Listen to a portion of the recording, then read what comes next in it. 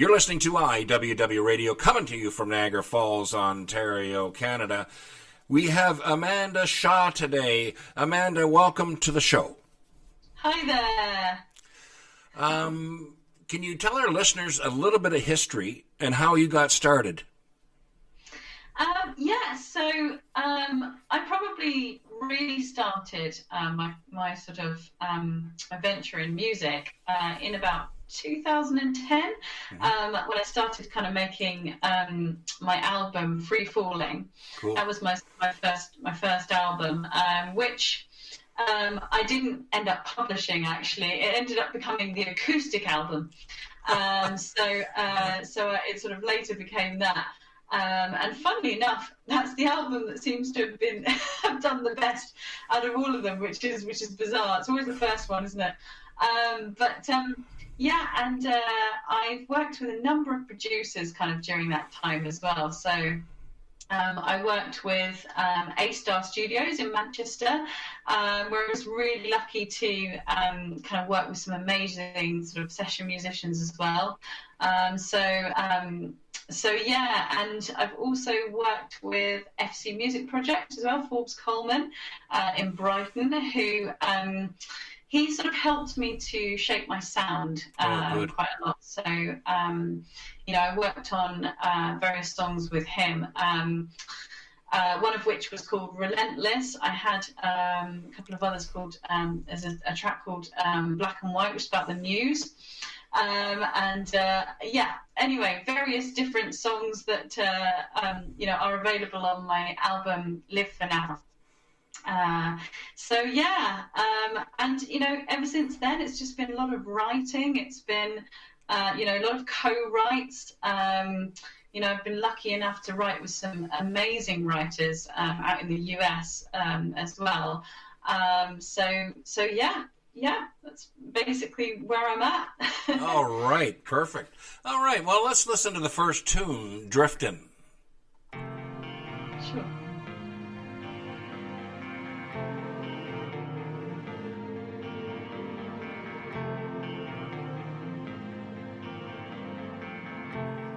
I don't know where to start. Everywhere I look, it's like a black mark. And I've been watching the waves crashing. Crashing, watching and crashing. They don't faze me, no. No, no, no. No, no, no.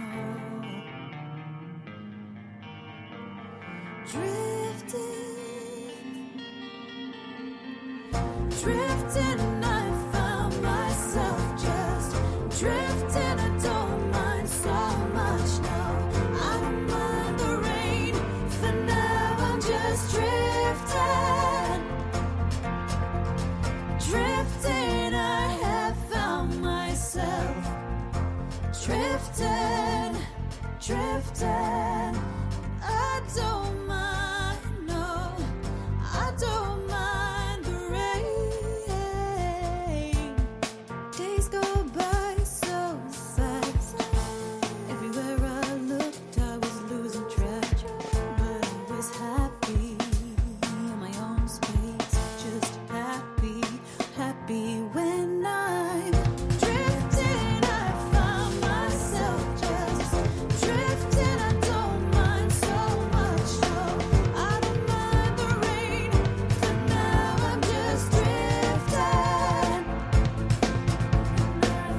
Drifting, I found myself just drifting. I don't mind so much, no.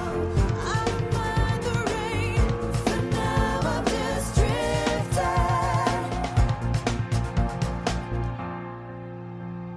I don't mind the rain.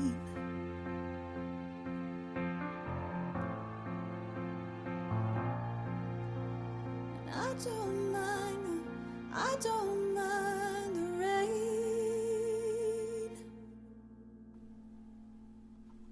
You're listening to IWW Radio, coming to you from Niagara Falls, Ontario, Canada, and that was Driftin' by Amanda Shaw. Amanda, tell our listeners on how that song was born. Do you know what? That song was a lot about lockdown. Ooh.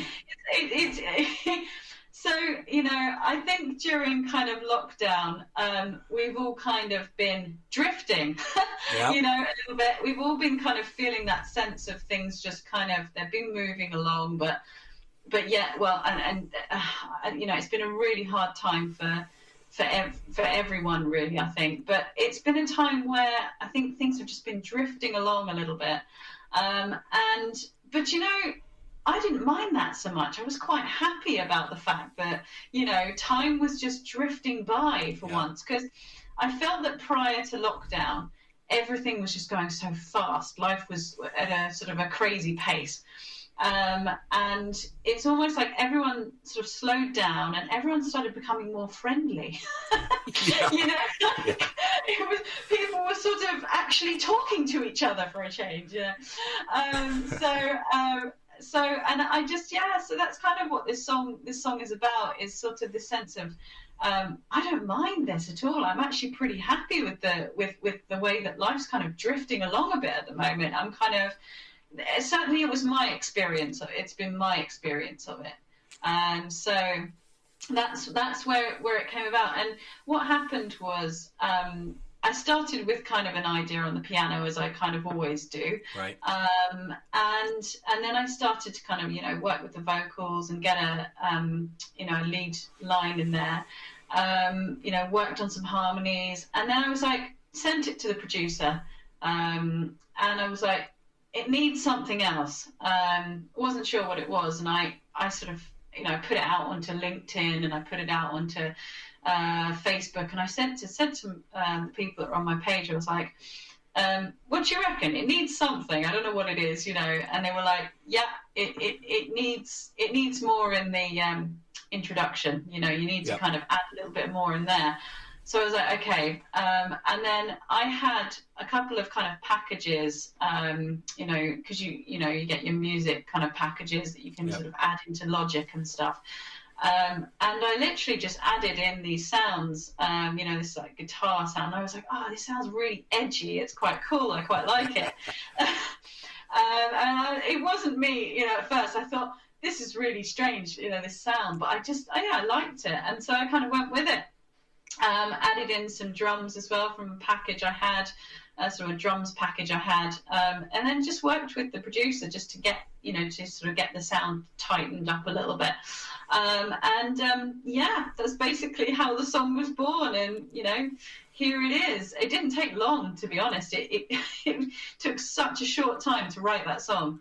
Well, clearly I needed to write a lockdown song, I find, because, I do writing also, is that when it does go down quick, you've got something. For me, if I have to work on something for, 3 or 4 days just to get, I just end up going delete. Yeah, it's true. I know. And the thing is, you get so bored of those songs, don't you? The ones that just don't go anywhere too quickly. Oh God. Yeah. But yeah, no. I mean, I think some of those. The interesting thing, I remember. I think it was Paul McCartney that said, "Don't quote me on that. I could have this wrong," but I'm pretty sure it was Paul McCartney that said, he sort of writes some kind of songs where they're like really quick and he'll just have them done within an instant. And there's other songs he writes where they just take a long time, to develop. Yeah. And we were saying earlier on, weren't we, that, when you're recording a song, it has to take time. You can't just kind of expect the song to just sort of come about too quickly sometimes, or an album even to come about too quickly. Yeah. It needs time to sit to be able to sort of listen to it. And yeah, it's interesting, isn't it? And it develops new ideas as you go, doesn't it? Because you get some new experiences or a new sort of interpretation of that song. Exactly. That wasn't there before.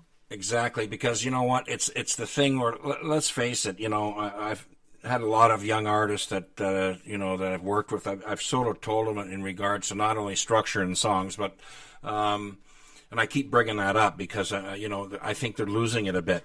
How do you think the greats came before you? Was with structure.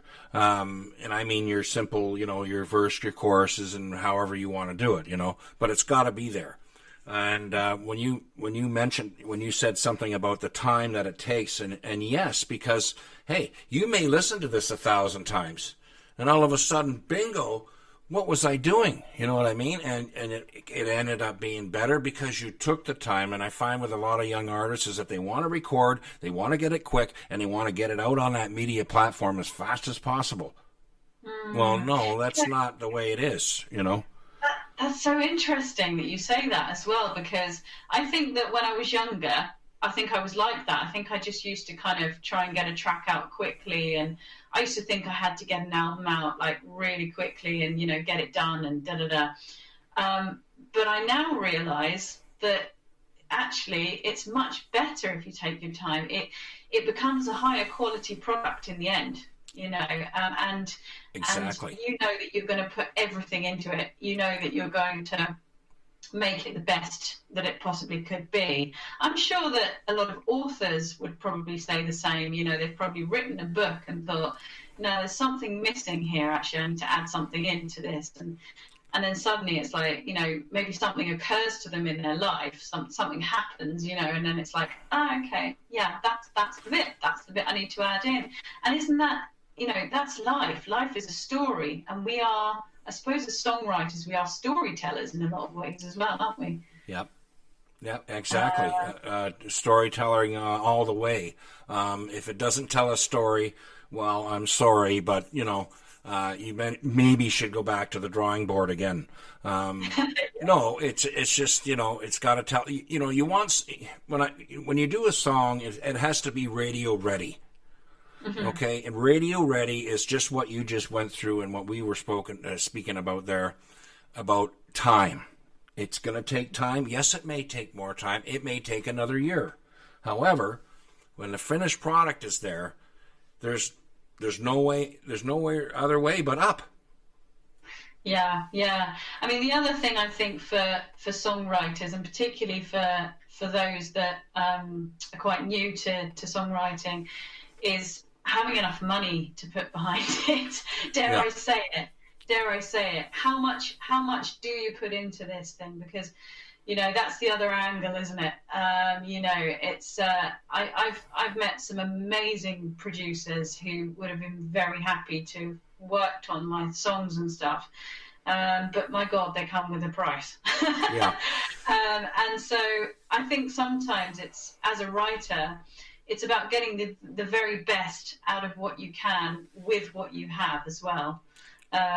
It's another passion of mine to kind of to talk to sort of younger writers, and I've got like an artist development page as well on Perfect. Facebook, because I'm quite keen to help people who are kind of just starting out and stuff, to kind of get the best out of their sound, with what they've got, and I think you can. I think there's people who have done this on quite a budget, and they've done very well, and they've managed to get the essence of their music and what they wanted out of it.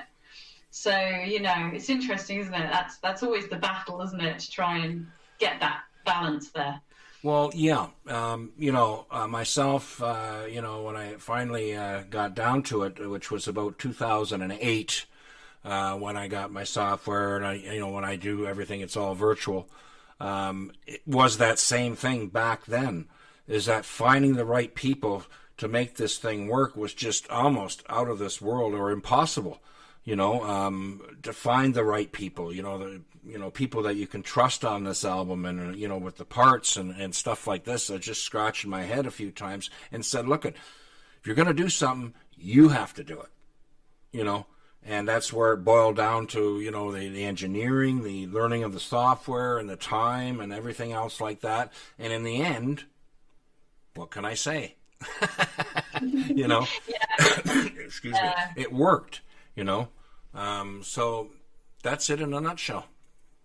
Absolutely. Yeah. I mean, you've got to put your time into things, and that's what we do as entrepreneurs, isn't it, as well? Yeah. It's, you know, we take risks. And that is actually, I love that, you know, about what I do. It's great. Yeah, well, I can say that, you know, since 1976 is, you know, I've always lived on the edge. Yeah, You know, absolutely. That's living life. yeah. If not, it's boring, right? Totally. Anyway, let's move on to the next one, Without You by Amanda Shaw.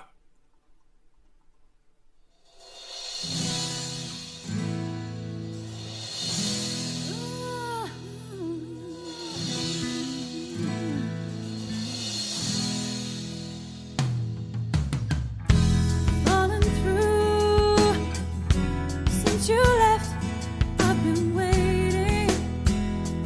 I've been waiting. Hear the clock. Silence seems so loud without you. Without you. Tapestry unfinished where you left it. I hear your voice. I had no choice. Do you want to? Do you want to? Do you want to? Do you want to? Do you want to? Do you want to start all over? Do you want to? Do you want to? Do you want to? Do you want to? Do you want to? Do you want to start all over? All over again.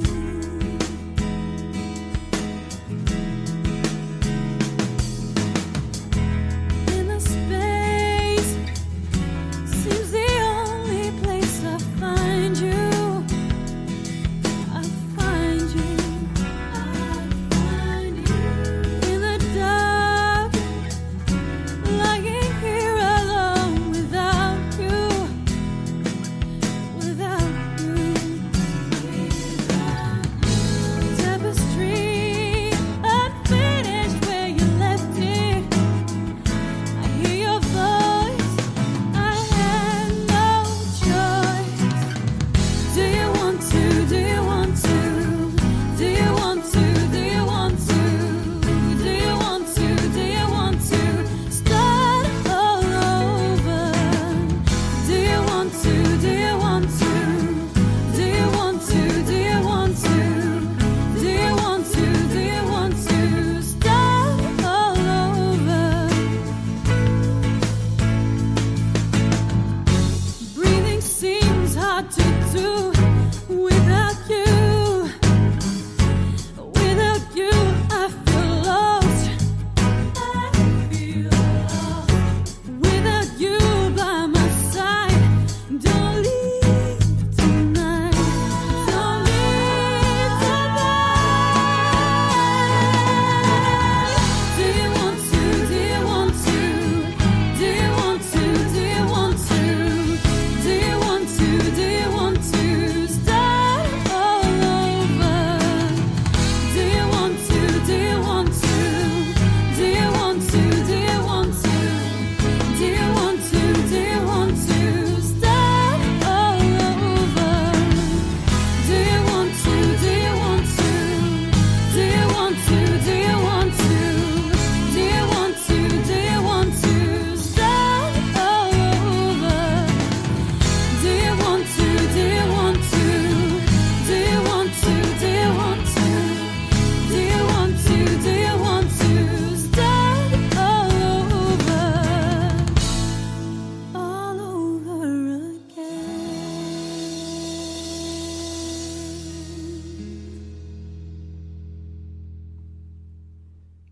Yeah, gosh. You're listening to IWW Radio, coming to you from Niagara Falls, Ontario, Canada. Amanda Shaw is in here with us. Amanda, how was Without You born? So it was written, the music was written by Andy Ross, who of A Star Studios in Manchester. And I liked the track because it kind of you know, it has a lot of kind of sevenths in it. It's got a kind of a jazz feel about it. So it was different to sort of any of the stuff that I'd been doing at that point in time. And, you know, they were kind of trying to help me to develop my sound a bit. And it definitely took me down a different avenue with my writing as well, because it kind of inspired me to write some stuff that was similar. So, yeah, and then basically I wrote the melody, top line melody, and the lyrics to it. So it felt like it needed to have a theme, like Without You. It just kind of, you know what it's like. You listen to a song, you listen to it, and you're just like, yeah, that's somehow it's got that kind of yearning for someone kind of feel to it, you know. And I also kind of felt it needed a little bit. It's one of those songs where it needed a kind of an extra little sort of musical element to it as well, because there was a couple of bits where it was like rhythmically it just needed something in there. So you'll kind of hear that, like I don't know. I tried to be a bit quirky in kind of places, you know. I'll tell you one thing. It worked. Oh, thank you. Yeah, I mean, you know, I kind of, I don't know. I really enjoyed writing it. It was a great song to write, you know. Excellent. So, and I like writing jazz stuff. You know, I recently wrote with a couple of co-writers in America over Facebook, and funnily enough, you know, I put a message out there on sort of Facebook Live, and I was like, you know, I've got these ideas, and it was very kind of a jazzy song, and I said, look, you know, has anyone got any lyric ideas? I said, I just don't know what to do lyrically with this song. Yeah.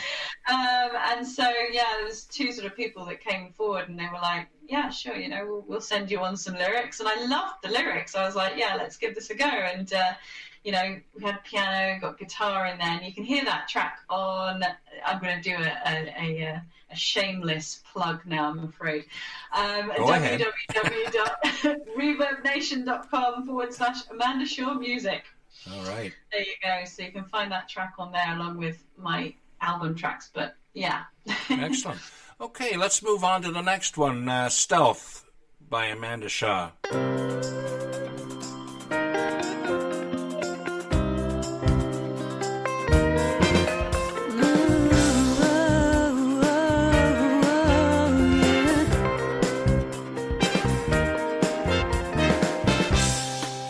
You gotta be on my mind. Something inside of me snaps every time you get me in a heartbeat, get me each and every time.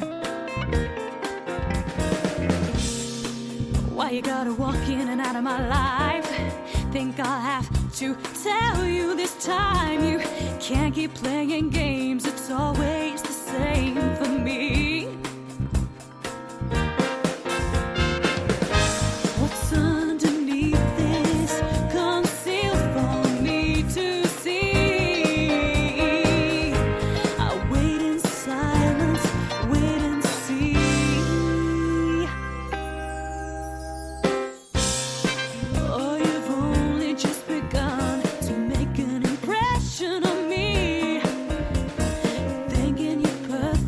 Just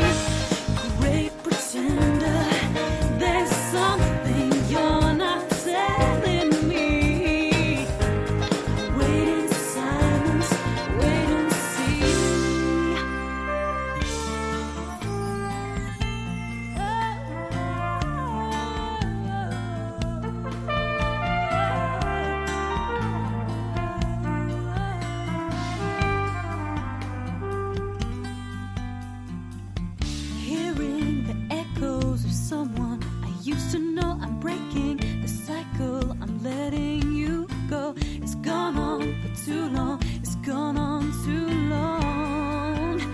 It's gone on too long. What's underneath this concealed for me to see? I wait in silence, wait and see. Great pretender, there's something you're not telling me. Wait in silence, wait and see. What's underneath this concealed for me to see?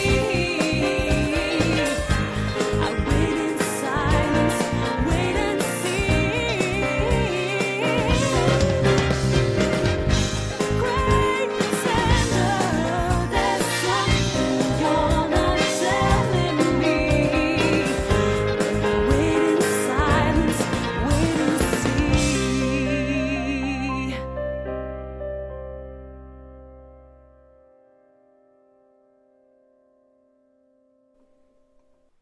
You're listening to IWW Radio, coming to you from Niagara Falls, Ontario, Canada. Hey, and that was Stealth by Amanda Shaw. Amanda, tell us how the journey started for this one. Okay, so this one was recorded by MJS Studios, which is sort of based Surrey way, and by a chap called Mike Saunders, who does. I have to tell you, he does amazing string arrangements. I never met a producer who does such brilliant string arrangements. Perfect. So he's very well known for that. But this track, I mean, how did it come about? Well, so it started off with guitar, and you know, the guitar idea was kind of, you know, put down, and then I kind of listened to it, and I was like, it kind of has that theme again, you know, it just has that feel about it where, you know, it feels like there's something kind of almost undercover going on. Yeah. You know what I mean? It's that kind of idea. And the idea of the song, I mean, I guess the theme of it is about someone who's very undercover in their approach to, you know, to love. You know, it's like you meet these people, don't you? It's almost like, you know, there's something going on underneath, right? There's something going on. And so that's kind of what the song is about, really. It's kind of about that idea of, you know, so, you know, something's going on, but you don't quite know, you can't quite see it. And that's interesting because it's like stealth, you know. So it's like, you know, so it kind of gives me this vision of this tiger that's kind of, you know, going through the jungle and stealthily. You know? Well, you know what I say to that is that be careful what you wish for, you might get it. But I mean that in a positive way. I don't mean that in a negative way. But no, that's happened to me in life. You know, you know, careful what you wish for, you might get it.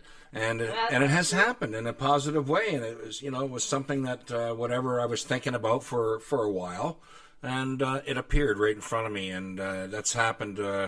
I've lost count on my hands.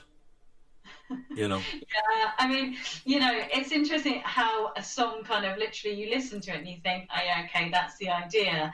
But also, I like to kind of get ideas by, you know, taking a magazine and just literally like, you know, chopping up some of the titles in them, because sometimes that can be a really good way of just kind of getting those metaphors in there. And to me, this was a total metaphor for someone who was kind of a bit like that. You know, I don't know how your sort of process of songwriting is, but I find that to be quite an interesting way of working on things. It's just kind of, you know, and you sort of form the ideas together. You know, you've got a couple of words, a couple of phrases or metaphors, and then you're like, that goes really well with that. And then you start to kind of build this song, you know, you start to build these ideas and things. Yeah, a lot of my stuff, you know, some of the classical stuff that I did started with riffs. Okay, I built it on a riff and then continued through. And like I said, with the parts, the A, B, C parts, you've got the A part, you got the B part, you got the C part. We're done. And not to, I also had to learn to really expand those sections. It had to carry, not where you're writing, for a single or whatever, where you've got to keep those nice and firm, not too long, and you're right into the next part to tell the story. But with the writing classical, there's an expansion, a very big expansion between things, and layering and consistent layering of different things and that are going on in the tune, and that's the building process of that. It depends what genre we're really talking about here, and that's sort of that's helped me out. With a lot of doing a lot of different genres with different artists, is because of the classical. That there has really helped me open up the door for a lot of this thing and of music. And hey, I'm still here. I love to like sit at the piano and just literally come up with a whole pile of ideas, and I will sit there kind of all night and just play the piano and just kind of come up with, all sorts of different kind of rhythms, and, I'll try out some of my sevenths, I'll try out, and I find that's actually the nicest way of getting ideas. But then it's kind of, it's honing in on those ideas and going, right, that's the one that I really want to go with. That's the one that I really want to kind of work with. And sometimes it's a slower process. Sometimes it's kind of, instant. You're like, yeah, I know what I want to do with that. I used to write a lot more where it was just like piano and singing. That's kind of my main thing. But recently it's been more like writing 2 tracks. So it's been writing to a guitar track, or whatever. And I mean, with Stealth, the other thing was that, as you rightly say, it had an A, a B, and a C point. So, and at first it was like, figuring out where is the A, what does the bridge need to do? Where does the bridge need to kind of take this song? Because in terms of the actual lyric writing, you always kind of want to know, what are the lyrics actually doing? What are you trying to say in the lyrics? And the music's got to match. The music's got to, because sometimes you listen to a track and you're like, no, this doesn't match. It's like, because the bridge is just not going the way that I want it to in terms of its mood, or, which is, you know what I mean? It's just why I kind of prefer actually writing a track myself right from scratch, because then you know exactly where that track's going to go in terms of the mood, in terms of the, the chords, the notes, because it's interesting, isn't it, about music, that you're forming almost a patchwork quilt of ideas. You're going, right, okay, I want a bit of this, I want a bit of this, I want to put this like a painting, a bit of this color, a bit of this color. Yeah.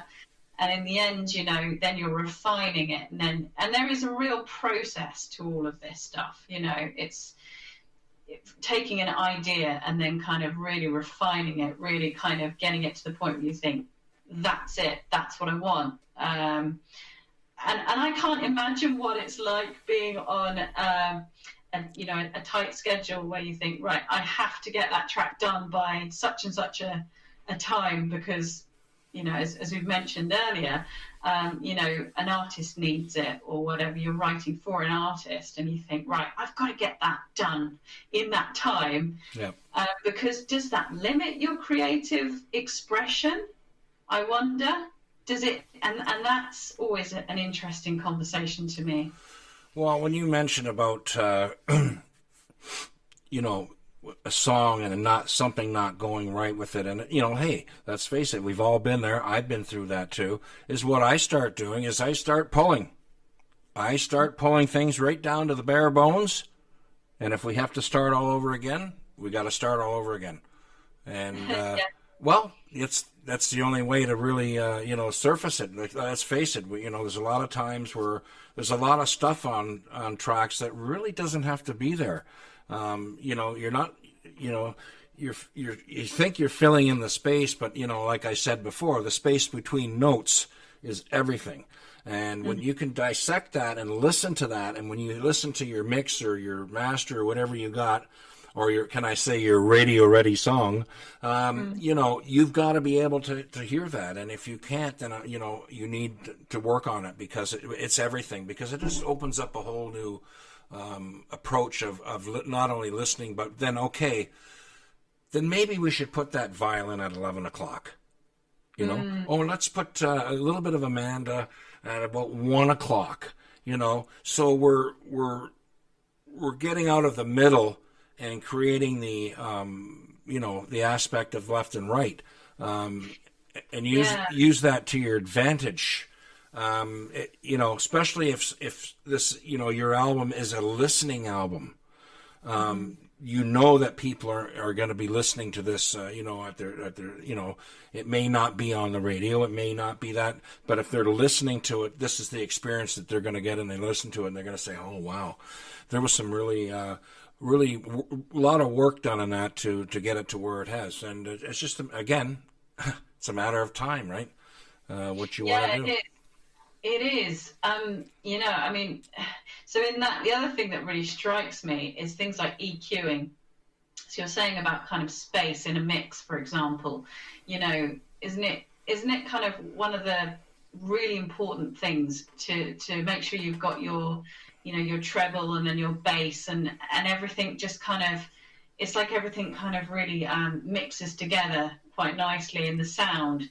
And it's about getting the overall balance of that. I mean, when you say about space, it's like there might be a space for more treble, for example, because you've got like a lot of a bassy sound, or, and that's another thing I find. I think there's a whole pile of stuff to all this, really. Yeah.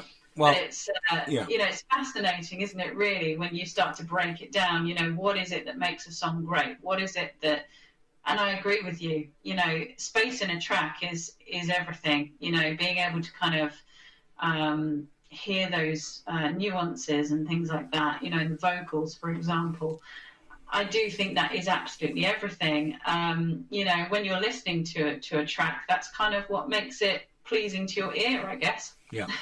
Yeah. And, for instance, I'll let a little bit of my trait out. I normally don't do it, but I'm going to this time because I feel it's important. One of the main things that I do, depending on the genre, obviously, in the music, is that I always tune the bass drum to the key of the song. For the simple reason is that if you don't, then those bottom end frequencies start disrupting everything else in the mix, and you're sitting there scratching your head wondering why it sounds like somebody threw a blanket over it. This starts to separate things for you. And there's other things that I won't go into, but I go into the left and I go into the right aspects. I just don't mix stereo and listen to that. I'm all over the place with frequencies, and that's so important in the end. That's really interesting. Yeah. No, I've heard that before. Yeah. I heard that. Yeah, and it is important to get those frequencies right, isn't it? I mean, I think I've kind of gone more down the engineering route this year, a lot more. Yeah. And the more you understand about engineering, when you're sort of sitting with the producer, you've got to be able to explain what it is that you actually want out of a track. And the more you understand these things, the more you're able to say to the producer, actually, I'd like a bit more of that effect, or, whatever. But it's fascinating when you start to understand those sorts of things, like waveforms and stuff like that, without getting too scientific, because it does help you to really get the right sound. Yeah. It does help you to really kind of get the sound that you're actually looking for. But there are some people out there who really know their stuff when it comes to that, and I'm perfectly happy to go and just hand myself over to those people and say, I'm not a scientist, I'm not an engineer, you're going to do a great job of this. Well, I didn't have that opportunity. I wanted to learn, I wanted to engineer, I wanted to mix, and because there was nobody else. And, it boiled down to that. It was me or all, you know what I mean? And that's where I kept it. I didn't waver. I stuck to my ideas, and that was it. And it paid off.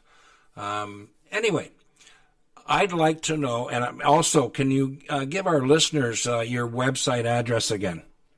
Yeah, sure. So there's Facebook, which is www.facebook.com/Amanda Shaw Music. And it's Shaw is SHAW, by the way, just to be clear.